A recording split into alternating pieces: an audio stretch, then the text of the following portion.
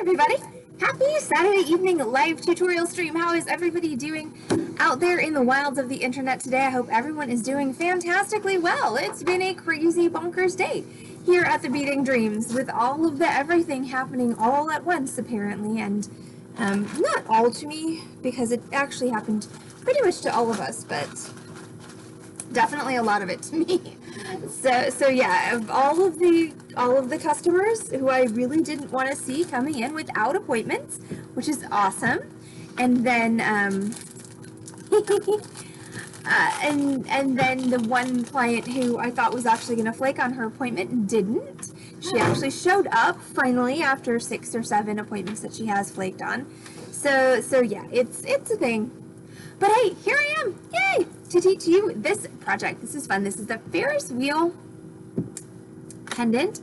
And so my prototype is made with sheet metal, and I will say that when I was making my prototype, the one thing that I kept thinking was, damn, I wish I'd used thicker.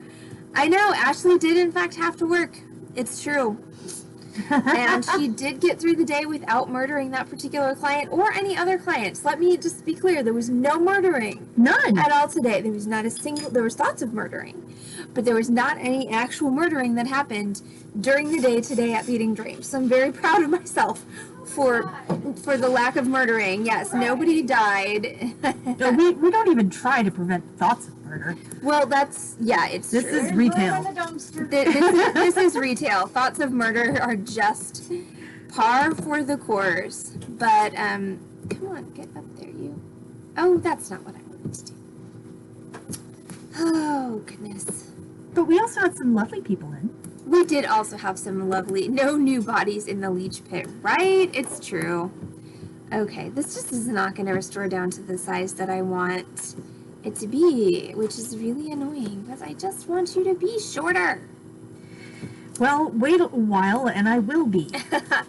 Anyway, all right, so Ferris wheel pendant. So when I was doing my prototype, almost as soon as I'd cut it out, I was like, I should have used thicker sheet metal, and lo and behold, I absolutely should have used thicker sheet metal. So let's talk tools and supplies for this evening's tutorial. Okay, so the ideal gauge of sheet metal for this project is going to be 22 gauge. Now, I had 22 gauge on order at the beginning of last week, and then I had to change my order because of overnight shipping, and then I never placed the rest of the order. So, do I have 22 gauge sheet metal? No, I sure don't. I've got 20 gauge sheet metal, which is going to work. It's just going to be loud AF when I cut it. So, I have sheet metal. We're going to pretend it's 22, but in actuality, it's 20. It'll work fine with the 20. Like I said, I'm just going to have to pound the absolute living bejesus out of it to cut it. After that, everything should be golden. I'm going to need some beads, and I'm using these beautiful 6mm black spinel rondelles, which incidentally are going to be on our live merchandise sale, which is going to follow up this broadcast at around 7, probably 7, just looking at the time, it's going to be about 7:45 p.m. tonight for our live merchandise sale. So we do have new merchandise, including these beautiful black spinel 6mm rondelles, and I have a bunch of these strands.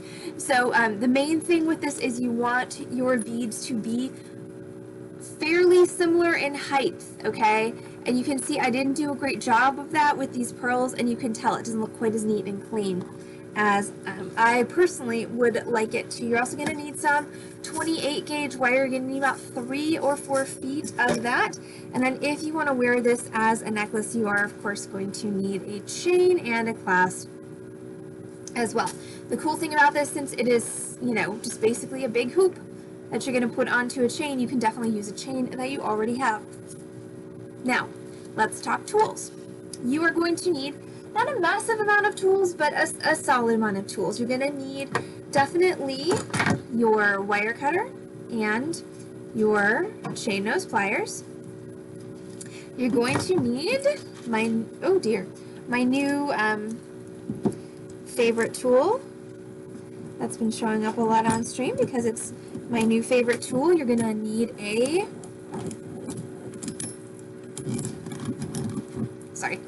a disc cutter and its corresponding punches. Now, if you don't have a disc cutter, you absolutely could do this with a metal shears or a saw.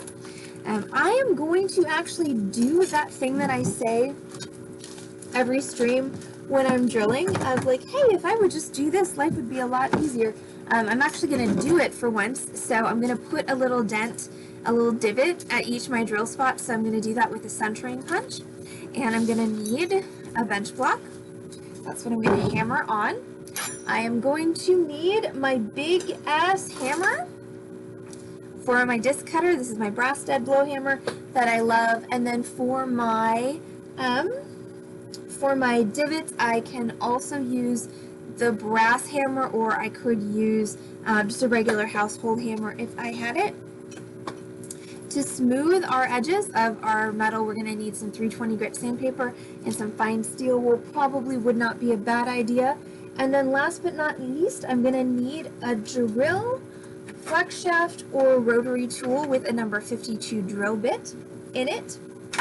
And you're also going to need, or it's going to be helpful, if you have some kind of a radial template, that's going to help you mark your spots to drill. I 100% eyeballed the ones on my prototype, and you can totally tell because they're not even remotely even. Look at that giant space there and there. So radial template, definitely really helpful, especially if you're like me and you are absolute and utter crap at eyeballing things. Okay, so let's pull the punches that we need for this project.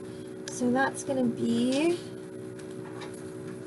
that one, and then I think the biggest one. Okay, so I've got 2 punches for my disc cutter. So one is for, the smaller one is going to be for my center hole, and the bigger one is going to be for my outside. So these are not, so this is the way that sizing plays out in the disc cutter. So I'm skipping a size. I'm skipping this one. So this one's not going to be used. So I'm using the biggest one, and then I'm using this one. If you use the two sizes that are right next to each other, you're going to get a very, very thin border here, and it's going to be really hard to drill and not very strong.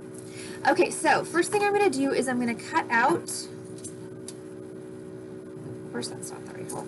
All right, I'm going to cut out the center hole, and I want to make sure when I do that, like this was my experiment just to see if my disc cutter would actually cut the 20 gauge, which once again, it will. It's just going to be really loud for a minute. I might actually mute myself. It's going to be so loud.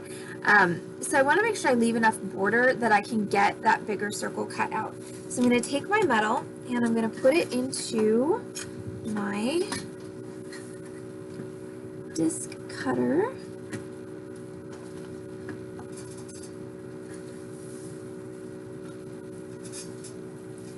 And it's a little tough, because you can only go in so far, so I just want to make sure that I get absolutely the maximum amount of metal I can, possibly from that. Once I've got that in my disc cutter, I'm just going to tighten my disc cutter down. So what I've done here is I've just twisted the handle so that it's holding my metal in there.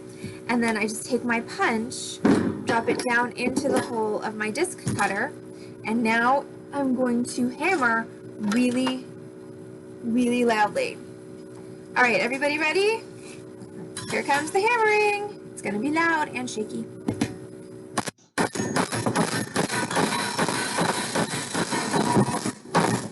Hammer time. Right? Yep.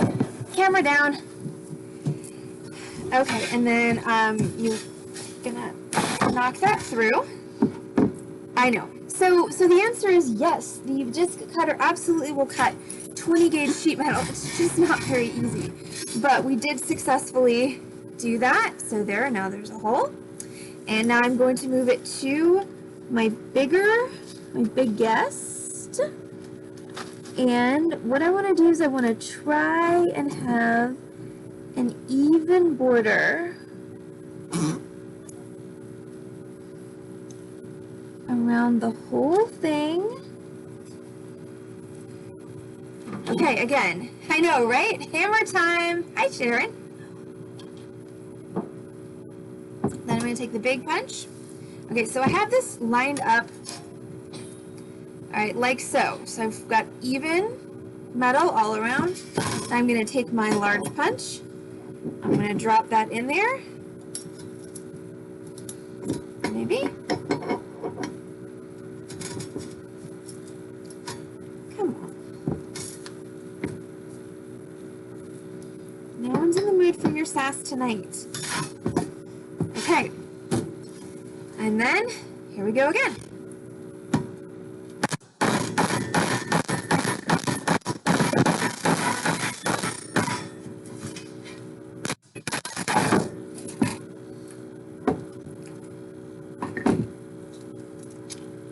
Huh, I made it too big. So, I sized wrong. I sized incorrectly. See how this is my prototype and this is the one for class tonight? It's okay, I'm just going to make a slightly bigger pendant. Now, of course, I need to do that again because I need a top and a bottom. So sorry for everybody who thought it was safe for your ears. It is not safe for your ears quite yet because I got to do this one more time. So I'm going to go back to my smaller hole and tighten that down. 4.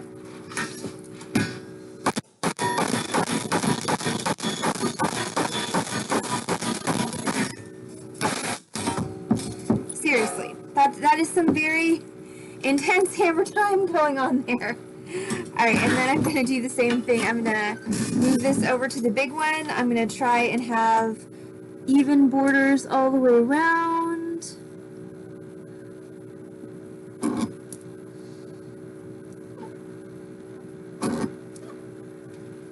Okay. Last time. With the intense pounding. Sorry, I'll get to see my intense pounding face. I'm sure it's very exciting. Or something like that. Alright, here we go.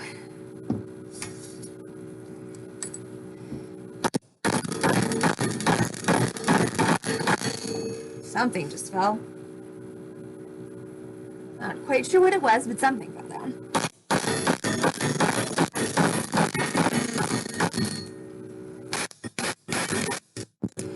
Also, it bears mentioning something I think from your side fell down. I'm sorry. I could be wrong. It could have been from my side.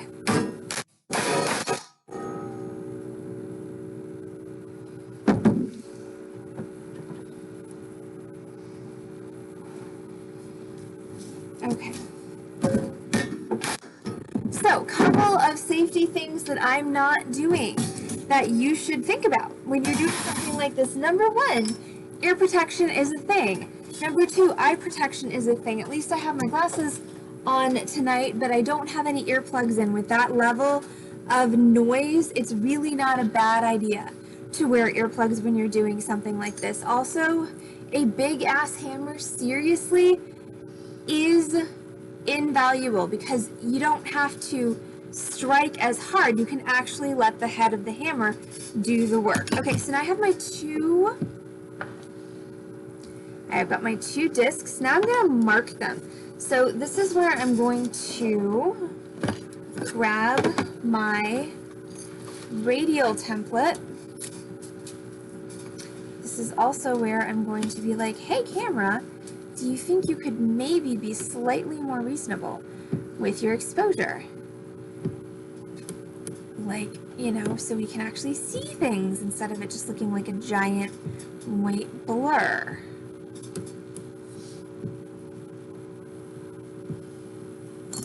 Ah, Heather solved the mystery. Okay, so let's see, do I want to use that one or do I want to use this one?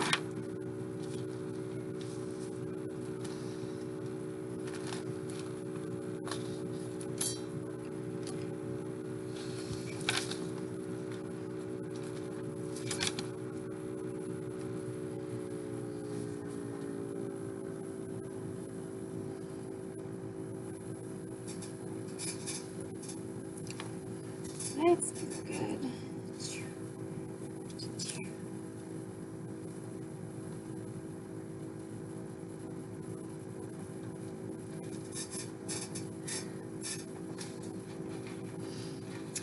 Okay, so here's how this is going to work. So I've got my radial template here. I'm going to use this one, and I'm going to put my circle on there so that it is centered over my radial template. Now, here's the problem, is that I've actually picked a 6mm bead for my project tonight, and these lines are closer together than that. So we're going to see how this works for me marking every other one. So I'm just going to put a dot in the middle of my disc. So basically I need to be able to have a 6mm bead centered on each of these dots, which is why I'm doing every other and not every one.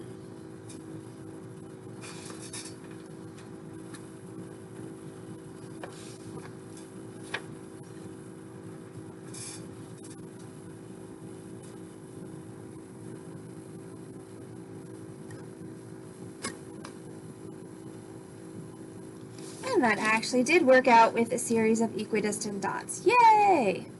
Okay, now repeat with your second disc, ring, washer. It's not really a disc, it's a washer.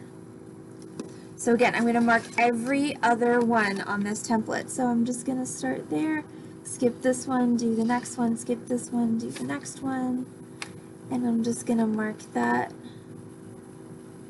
all the way around.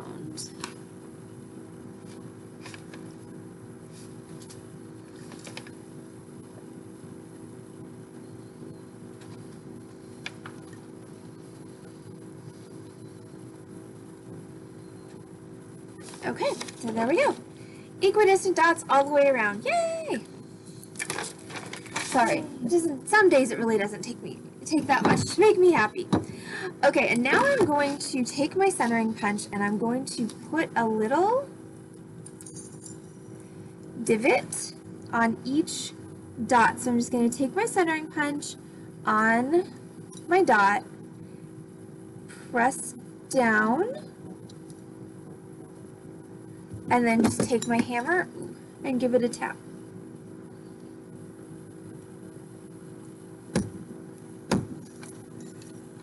And it's just going to make a little dent that's going to allow my drill to catch. Now, here's the thing, because I'm trying to manipulate around all my camera equipment, it's sliding. Okay, so we're going to try this using this camera instead. You're not going to be able to see it as well, but I promise I'll show it to you when I'm done with it, because I'm making dots that are completely off of my marks, which is 100% counter to the reason for making them, and it's just because I'm trying to avoid the cameras. But this is going to make my drilling a lot easier and quicker and more precise.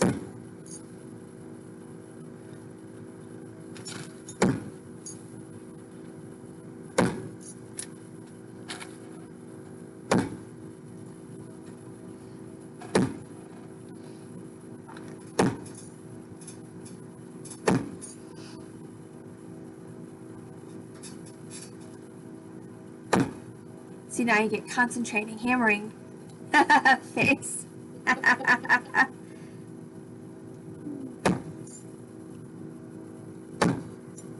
I couldn't resist. Amy is right now pricing new merchandise for tonight's sale. It's gonna be awesome. Okay, so now I have divoted all of my marks on this one. I'm gonna repeat with my other piece. So if you don't have this tool, which this tool is called a centering punch, you can use a nail, you can use a scriber and awl. You just want to make sure that you're not going to destroy your scriber, your awl, by smacking it with a hammer. But a nail's a really good makeshift for this tool. Also, funny story, so when I first started fabricating a million years ago, I went to go, like my friend who was teaching me gave me a list of supplies and sent me to a jewelry supplier to buy my own supplies. And one of the things that she had on the list was a punch.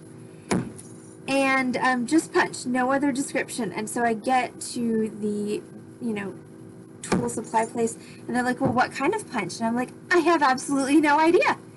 She just said punch. Can I see all the punches that you have? And they gave me that look that I give clients who are like, well, can I see all the blue beads that you have? And eventually I did come to learn that this particular tool is called a centering punch, pretty much for the reason that it is oftentimes used for what I'm doing right now, which is providing a centering point for a drill bit when you're drilling a hole. You also can literally make a hole by pounding this thing through your metal, but it's not going to be a very neat hole. Drills make much neater holes than punches. Okay, so now I've got everything centered up, like so. Now it is time for the drill. Dun, dun, dun. So I usually use just a little scrap of wood for drilling on, as you can see. And I'm going to start my rotary tool. I did discover when I was doing the prototype for this that, holy cow, that having this rotary tool, is that drill bit just really bent? What is going on there? Having the rotary tool on a faster speed is going to help with your drill bit not getting caught up in the metal, because what happens if it gets caught or stuck in the metal is it'll just take the metal and start kind of whipping it around. But before I start, I need to figure out what the, oh wow. So, hashtag pro tip, your drill bit's not supposed to be curved like that, just saying. Excuse me for a moment while I get rid of this drill bit and get one that's actually straight.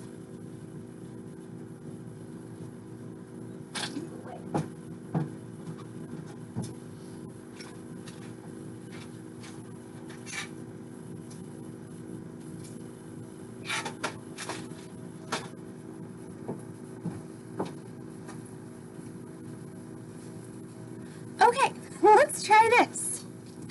I turned on my flex shaft and the head of my drill's going like, wow, wow, wow. Like, that's not the way it's supposed to go. That's not going to work. Let's try this again, shall we? Hey, so much better. All right, so I'm going to turn this up to kind of a medium-high speed. And I'm going to go ahead and I'm going to drill through all of these holes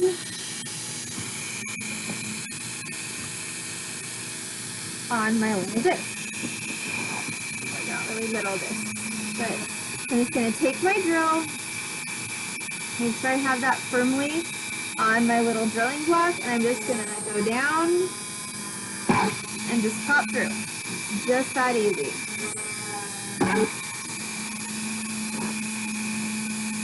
Right? See, take two with a straight drill bit. So much better.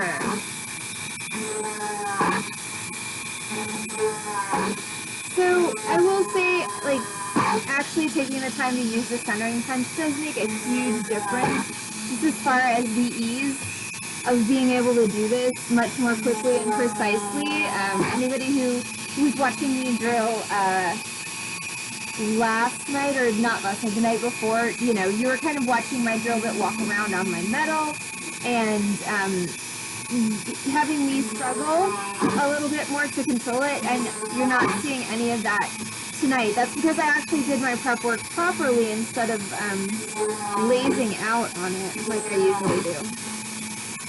Which is funny, since I talk about prep work all the time and how important it is. Do as I say, not as I do.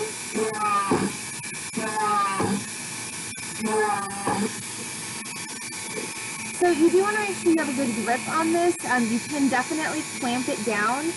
That is safer because if the drill does grab this, it's just going to start rotating it around, and it can actually cut me. I have had some pretty intense cuts from sheet metal getting caught on a drill. So clamping it down is never a bad idea. Alright, another thing that makes a huge difference is having a drill bit that is sharp. Sharp equates usually to new. If you've got a drill bit that's just been hanging out, you know, in your burr holder for a while and you've been using it a lot, and you do this and you're finding that it's not wanting to pop through your metal, chances are your drill bit is not sharp enough and you should just grab a new one. The hallmarks of that are if it makes a divot in your surface but won't go through, and if your metal starts getting very, very hot from the friction, those are usually clues that it's time for a new drill bit. The number 56 that I am using right now is pretty much a jeweler-sized drill bit. The smallest you can usually get at like a Home Depot is going to be a 1/16, which is the size 52. That's a little bit big for this. You can see how my holes are still pretty close to the border of my metal. If my drill bit was any bigger, I would actually really risk blowing out the sides of my shape. So, yeah, smaller drill bit. So you can get your small drill bits from any of your jeweler supply, Rio Grande, or whoever you happen to use should have them. These are just the regular twist drill bits for metal. You don't need anything fancy. You don't need tungsten carbide or anything like that. You just need a regular twist drill bit in that smaller size. Okay, so all of my drilling is done. Now I'm going to take just a second and finish off the edges of my metal, because right now I have a whole lot of, well, first of all, I have a whole lot of metal-ish, but I have a whole lot of burrs and things. You can see on the back, you know, where every place that drill bit pops through the metal, it's going to make a rough spot. So this is where I'm going to take my 320 grit sandpaper, and I'm just going to sand that all flat. Now you can choose to do this on both sides and have the sanded finish for your piece, or you can just do it on the inside and keep the shiny finish for the outside of your piece. I happen to like the sanded finish, so I think I'm going to do it on both sides.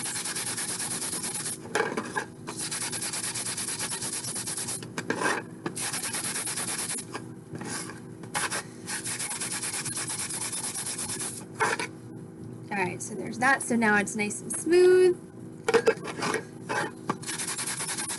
Repeat.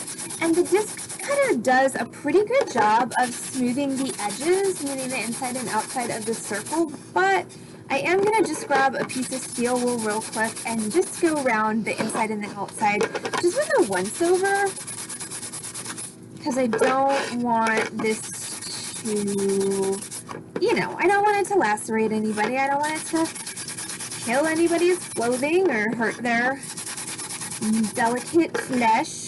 So, you know, nobody likes jewelry that tries to hurt them. So I'm just going to take that steel wool around the outside of my circle and then around the inside of my circle.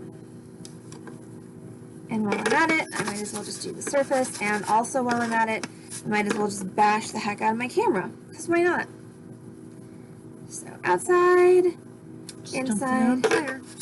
I know, right? At least the bashing is easier to recover from than the melting.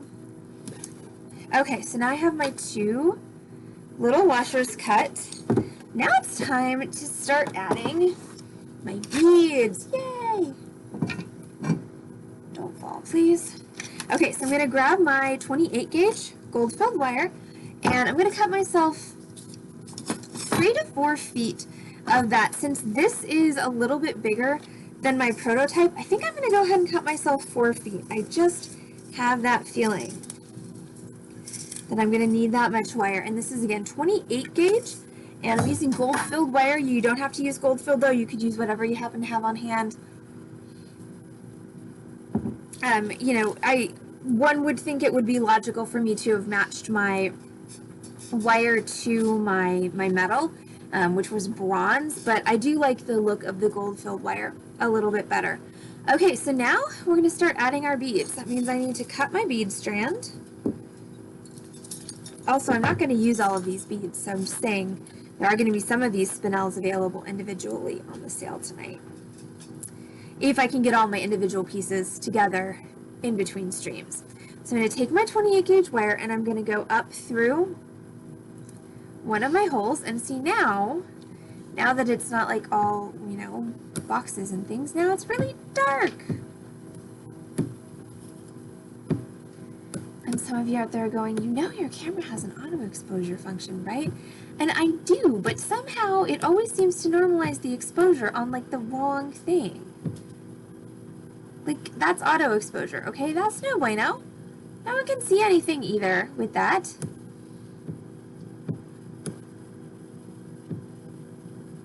No. There. Okay, we're going to go with that as being the happy medium at this point. You know. All right, so I've got this up through one of my holes.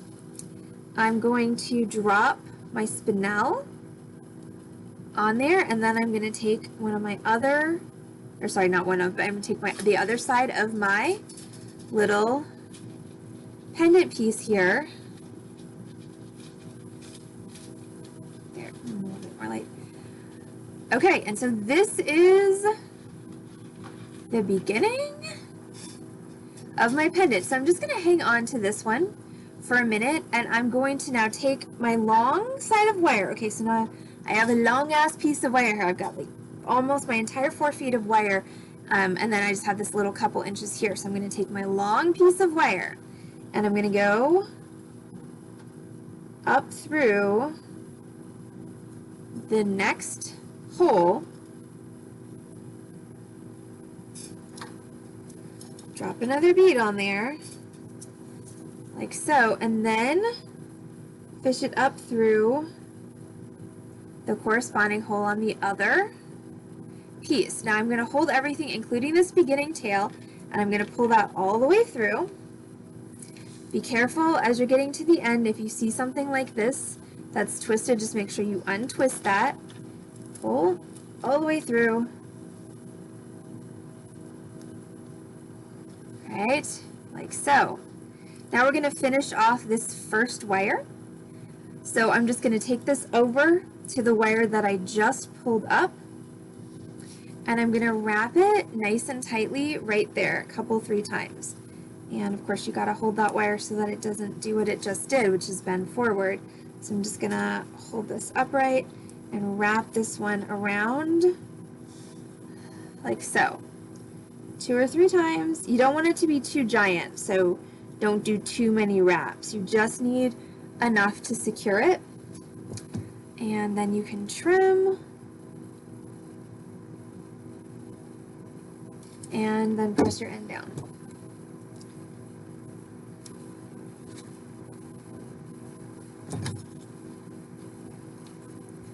Like so. Okay, so now we're going to take this wire down through our next hole. And this is why I'm using 28 gauge wire instead of 26 gauge, is I need something that really is as flexible as it possibly can be. So down through that hole, put on a bead, and then down through the corresponding hole in the other washer.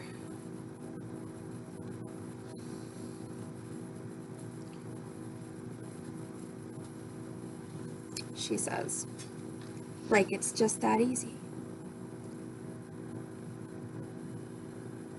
It actually is just that easy. There's just the small hiccup that I can't freaking see.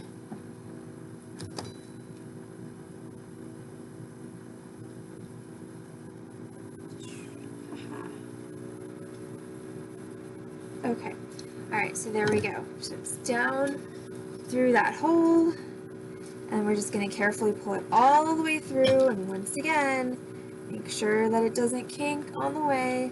So just pull it all the way through, Give it a good shimmy wiggle. We want everything to be nice and tight. And then we're going to repeat, go up through the next hole. So now we're just going to continue adding on our beads until we have gone all the way around our Ferris wheel. So, while I'm continuing to do that, let's talk about what's happening tonight on the Beading Dreams live sales stream. Okay, so it is, you go up first. It is still martini month, so I'm going up and then putting my bead on. We are doing chocolate martinis tonight, chocolate quote-unquote martinis, because of course they're not real martinis, but they are chocolate martini-esque beverages, which we will drink from adorable little martini glasses, and we shall enjoy the chocolate martininess after the insane day that we have had. So that's going to be on our live sales stream, which is going to commence about 30 minutes after the end of this broadcast. So that's going to be around 7:45 p.m., just judging by the time and how much I have left to go on this project. We will also be making the chocolate martinis on stream. This is something new that we're trying per request of one of our viewers. So you're going to get a little bit of cocktail making before the bead sale tonight. And then, of course, I do have some fun and awesome brand new gemstone beads that just came in for you guys this evening, including these gorgeous, beautiful black spinels, which I will have by the piece and by the strand. So hopefully everyone is planning on tuning in to the 7:30, 7:45 sale. That is, of course, our Sips Shopping and Shenanigans sale, because it's Saturday night, y'all. Like, it's time to get celebratory. We made it. Even those of us who work retail and stream, our work week is so close to being done. It's amazing. So, we were definitely happy to help you out with all of your celebratory needs on the Beading Dreams Sips Shopping and Shenanigans stream. All right, so there's that one. So I'm just going to continue adding these all the way around. So yes, very excited about new merchandise for the sale. Very excited about chocolate martinis, not gonna lie. I did not post the martini recipe in Discord. I did, however, put it on the social medias. Did not post on the social medias that we're having a sale tonight. Upsie.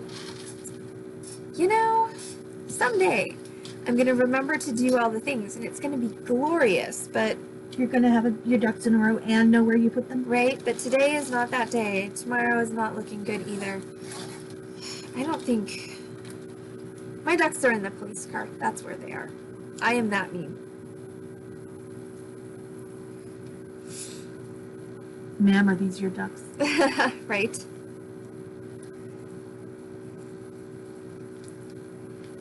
Let's see. So, fun things that I've seen on the internet recently. In my one of the Facebook groups that I'm in called How Absolute Dare, which is basically filled with indignant photos of, you know, everything from pets to children to, you know, grown-ups to who knows what, which is pretty hilarious. There's a cat named Rorschach, whose owner is somewhat of a poet and has written some adorable poems. Apparently Rorschach slipped and cut his foot on the fence and had to go to the vet to get staples, and was not a fan of the staples or the little boot that they put on his little Pete to protect the staples, so then proceeded to remove both the boot and the staples.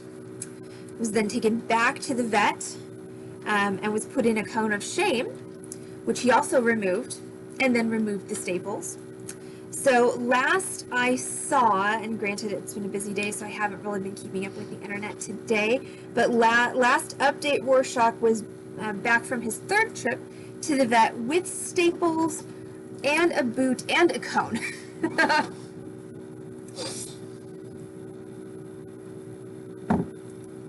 But also just this dude is hilarious, the way he writes in the kind of LOL cats, you know, dialect. You know, Yes, I know. The first poem he wrote about Rorschach's original incident started with slipped on fence, cut on toes, bled a lot, big O nose. Dad pick me up, washout cut, very angry, kick dad's butt. And it just continues in that vein. It's pretty hilarious. So I think that's my favorite thing on the internet over the past couple of days. Okay, this, by the way, this is my double chin pose, which is extremely unattractive, but if you're dealing with a long piece of wire like this, it really helps the wire not get kinked. So, you know, hopefully you won't be actually on the internet like me, and you can do the double chin pose in the privacy of your own home without having to, you know, see yourself do it on a computer screen. But it really does help, I'm not lying. It's one of my favorite kind of secret weapons when I'm doing this sort of work to keep everything from getting kinked and weird. Okay, so I am progressing around my little wheel here. Now, as I keep going, it's gonna get more and more difficult because I'm gonna have less leeway for moving my little washer pieces apart. So there's definitely a point where it's gonna get kind of awkward and you're just gonna have to deal with it. So this is where I am so far, and I'm about almost halfway around. What ring do I have? I have the prototype for this solitaire ring that I taught a couple of weeks ago. This is the one that I melted on Thursday night and had to finish on Friday night. This was the halo ring. This is the original prototype with my stone. This stone is a strontium titanate. The cool thing about strontium titanate is it's a synthetic stone, and it was an early diamond simulant, but it failed as a diamond simulant because it is too refractive. It reflects too many colors. So in clear, it doesn't look like, or colorless, it doesn't look like a diamond because it's too rainbowy in its reflections. That was a thing with a lot of kind of the earlier diamond simulants, is they were too sparkly, they were too shiny, they didn't simulate the diffraction of diamond, they were more so. And of course, finally, cubic zirconia kind of hit dead on the mark with looking like a diamond. But there were a lot of things that were on the market pre-cubic zirconia that didn't make it because they weren't quite right. So just continuing to go around this. Come on. And so you can definitely yank your wire to some degree to get everything tight together, but you do want to make sure that you are a little bit careful because you can actually snap your wire, and that's a little bit of a no bueno situation because you can add a wire to this, but it's not very easy. Okay, so continuing on, like I said, now I'm a little bit past the halfway mark, I think, at this point. So again, just put that through both of those. There is a bead on there. All right, you want to be careful again of this. Anytime where you've got this sort of twist forming, you just want to untwist it and just sort of help your wire along. And the sooner you can kind of get your bead and your discs washers in line, the easier it's going to be. Like, the more of a straight line your wire is able to pull on, the less likely it is that it's going to kink up and get weird. And then once again, you can kind of pull and shimmy that wire. You just need to be cautious. So yeah, the Ferris wheel, there was a comment, could be a neat ring if it was smaller, and actually that was my inspiration, was a ring. The reason I made it a pendant instead of a ring is because I wanted to be able to use my disc cutter instead of having to use a saw, because of course if you're doing a ring you need to size it to your finger. If you're doing a pendant, that's not so necessary. So absolutely the principle could be a very cool ring. So what you'd need to do is you'd need to figure out your inside circumference that you would need for whatever ring size you're planning to do, and then you want to go, this is probably 3 or 4 millimeters outside of that, draw another line, and then you would use your jeweler saw to cut on the inside and the outside lines, and then from that point everything else is pretty much the same. But I decided for stream that the pendant would be much less complicated. And I will say I was not wrong.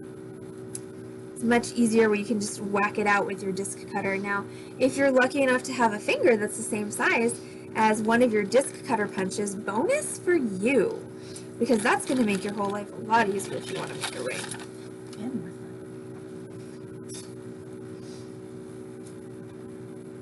And more fun because you get to use your disc cutter for more things. And who doesn't want to use their disc cutter for more things? I'm okay if you don't use your disc cutter more tonight. Well, that's fair. I think I lost some fillings. Sorry. Fillings. Okay, so I'm getting down to the end. It's getting harder. Because once again, the closer I get to the end, I have almost no mobility now to move these farther apart. Like there's a little bit you can see, but not a lot. So I really just have to do my best to sort of get that through there. And once again, the sooner you can get everything in a line, the easier it's going to be to pull through. So abused. So I will say, even though the 20 gauge was a huge pain to cut and very loud, and I may owe Heather, some dentistry because of it, it's so much easier. Well, hey, Arun, welcome to the stream. It's so much easier to work with because I'm pulling on it. It's not bending like the 24 gauge did. The end of your wire is going to get really kind of, cacked up like that. Just trim it off.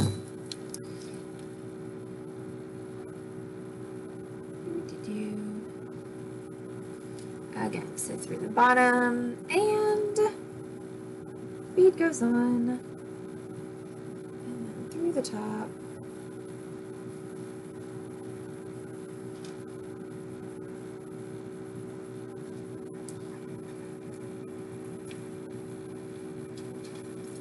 And then pull through, and once again, just give it a good solid pull and a shimmy to let it cinch down. All right, I am so close. I've got 3 more holes.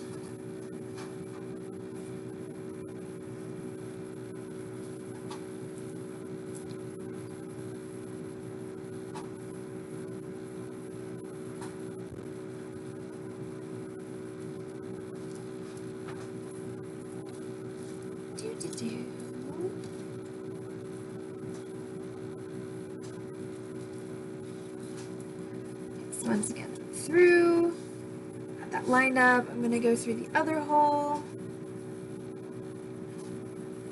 and pull. So for anybody who is just joining us, we do have a fun live merchandise sale coming at you live, probably at around 7:45 p.m. The nominal start time for our live merchandise sales is 7:30, but since I'm running over on my tutorial, as has been pretty typical for me lately, we're going to start closer to 7:45. It is our Sips Shopping and Shenanigans stream. That means we are going to be consuming our signature cocktail for tonight, which is chocolate martinis. We are doing Martini Month on the Beading Dream stream in honor of my birthday. And so that should be loads of fun. And yeah, that should be tons of fun. And then we will be selling brand new gemstone beads, which just came in today. Always a good time. And also have a bargain basement wood strands. I'm going to be doing $1 wood strands. So yes, it is once again wood on the Beading Dream stream, which is of course always generally leads to lots of shenanigans. So it should be a fun stream at 7:45. So if you're feeling the need for some beady retail therapy, don't forget to tune back in to this channel, twitch.tv/beadingdream.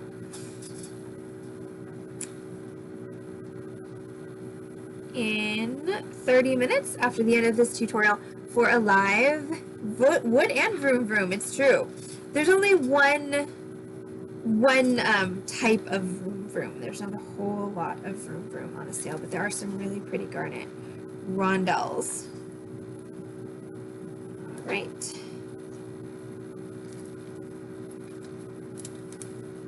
Okay, so that is it. That's my last bead. Go ahead and put that in there.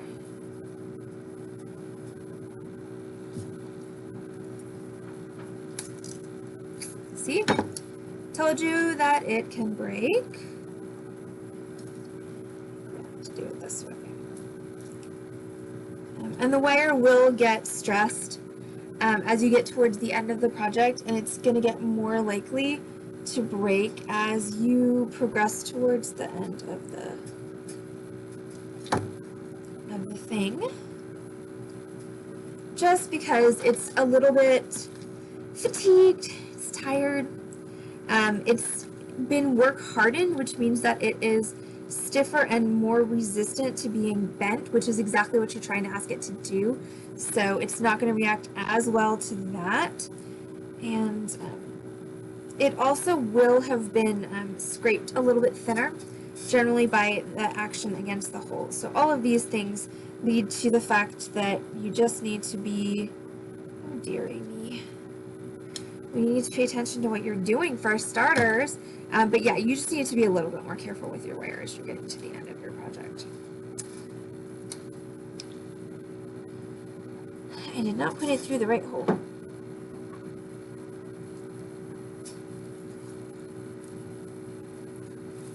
There we go. Okie dokie.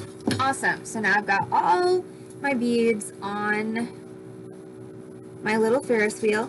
Now I'm just going to take my chain nose pliers and I'm going to crimp down all of these little like wire stitches that I did, just so that they get a little bit closer and more snug to my little Ferris wheel frame here. You want to do that on both sides because they should be alternating. There we go. Okay, so I've got those all crimped down. Now I'm just going to take my wire and I'm going to start wrapping it around my whole pendant, and I just want to go in between each bead. So I'm just making a little sort of delineation between my beads. So I'm just going to pull through the center and then go around like so in between those two beads, and then through the center and those. And this is where you're actually going to use up, believe it or not, the majority of your wire, though I may have overestimated with my 4 feet. I don't know, we're going to see in a minute. So again, just between those two beads, through the center, and then in between the next two beads, through the center, etc., etc. Just keep on going. Oh, sorry.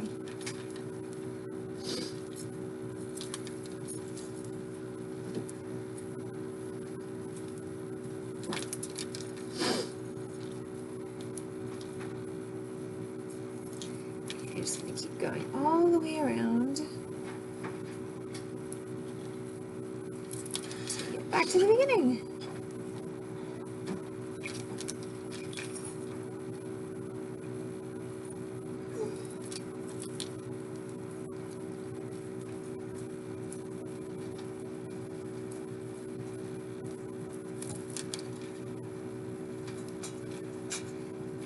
Almost back to the beginning. So I did overestimate my wire. I could have done this with 3 feet, no problem. But once again, it's never a bad idea to have extra.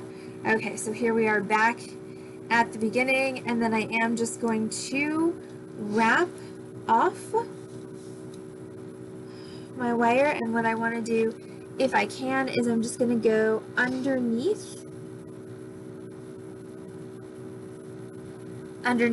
that little Ferris wheel binding. Grab that, pull it all the way through,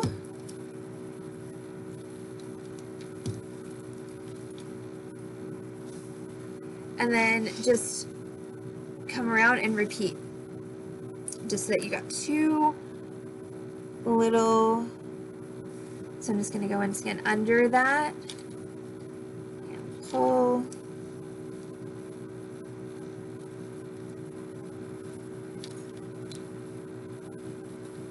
and 2 should be sufficient. So then once I've got that done, I'm going to trim off, and I just want to make sure that I tuck that end in so that it's not going to stab anyone. And of course you want to make sure that you cut the end that is actually the end and not the part that is holding your beads. And that is your little Ferris wheel. If you want to put it on a chain, you can do this very simply by just grabbing any old chain or beads. You can totally do this on a beaded necklace as well that you already have, because once again, it's so big. Just drop that through the center. And come here.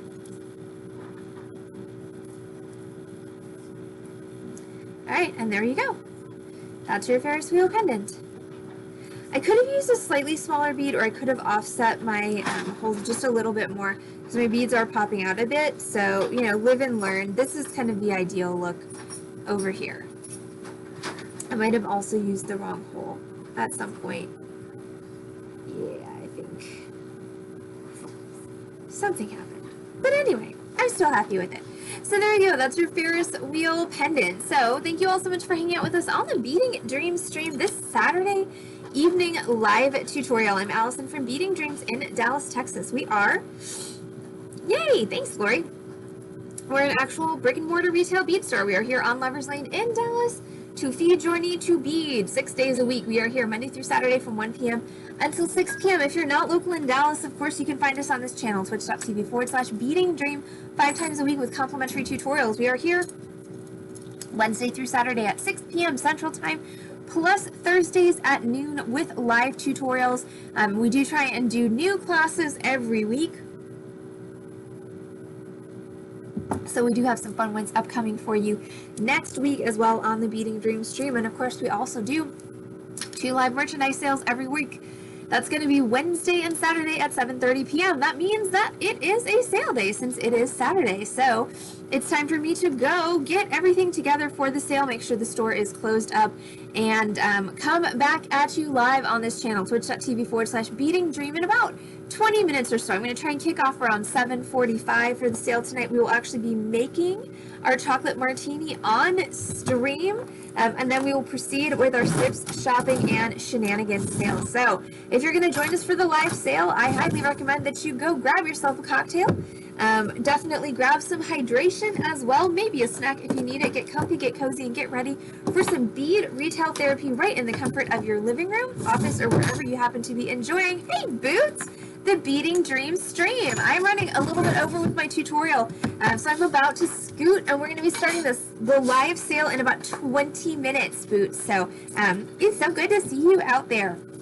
Okay, so away I go to go get stuff ready for the sale, and I will be back on this channel, twitch.tv/Beading Dream, in about 20 minutes with the live merchandise sale. So I will hopefully see you all then. If I'm not going to see you on the live merchandise sale, don't forget we are dark Sunday, Monday, and Tuesday, but we will be back on this channel, twitch.tv/Beading Dream, Wednesday at 6 p.m. with this project, which I have named the Wandering Necklace. It's a fun little wire wrapping project. So hopefully we'll see everyone for that if we don't see you for the sale in a minute. So everyone go forth and search for cocktails, hydration, snacks, and comfy pants, and we will see you all back on this channel, twitch.tv/Beading Dream, in just 20 minutes for the sale.